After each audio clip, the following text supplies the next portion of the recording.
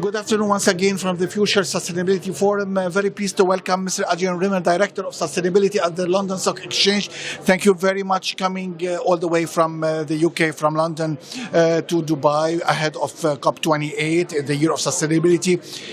Interconnection between practice in terms of practices, in terms of knowledge. How can we learn from each other? What is the message today, you coming from LSA? I think it's really important in this area of finance where there is it's an evolving area, our understanding is evolving, levels of education are changing in different regions. Actually, collaboration is really important so that we can understand where we can have common approaches and where in certain areas they need to be tailored to regional requirements. So the more dialogue we have, the more we can come to common agreement on those things. In terms of British or English banks worldwide, how do they align their practices in terms of ESG? Well, first and foremost, they're regulated by their national regulators. Yes. So they're fundamental. So each on its own. Absolutely. So within the UK, obviously the FCA is our regulator, so the banks have to align with that.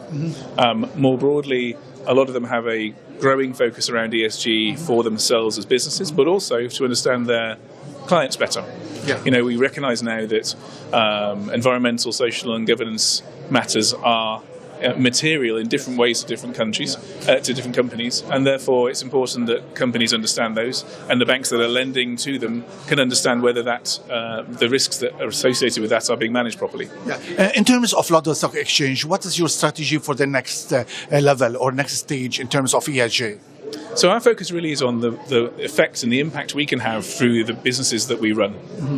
So, for example, the London Stock Exchange itself is one of the world's largest capital markets venues. Absolutely. So the impact we can have by ensuring that those markets are aligned to deliver best practice in disclosure, but also, so that's educating the companies on our markets, helping them understand what investors need, etc.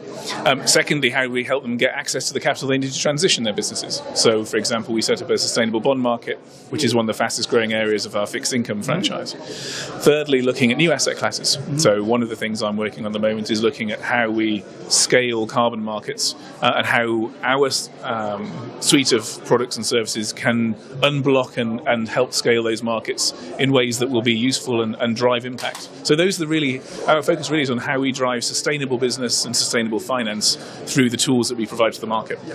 London has long been basically focusing on being the center of Islamic finance. As you know, green Islamic finance is quite crucial.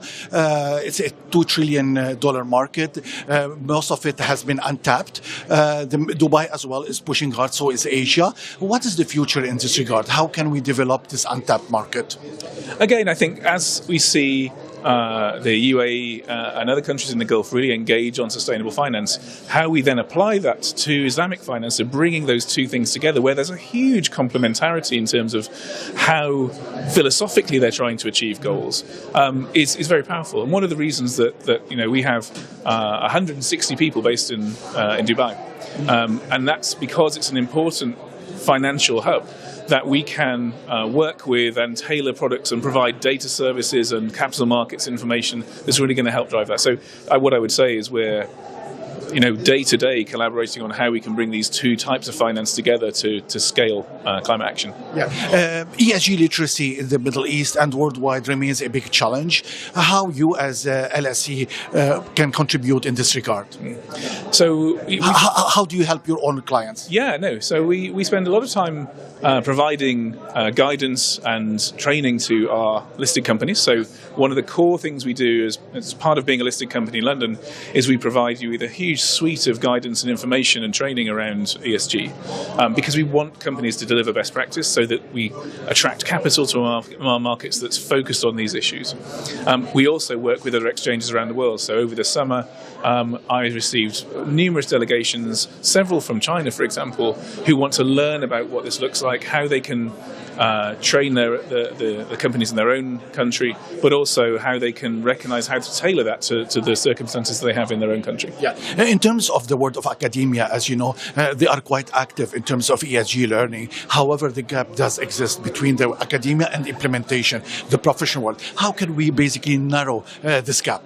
It's a really good point, and so it's really about practitioners helping to educate and work with academics. So it's taking academic theses, seeing how they can be applied in the real world, and building and innovating on the back of those. But it's also about using the skill sets we have to train. So I, for example, have provided lectures to Cambridge Institute for Sustainability Leadership as they train corporate clients around sustainable finance. And I think bringing those two worlds together of academia and business so that we can give practical examples and help companies build effective strategies is really the way forward.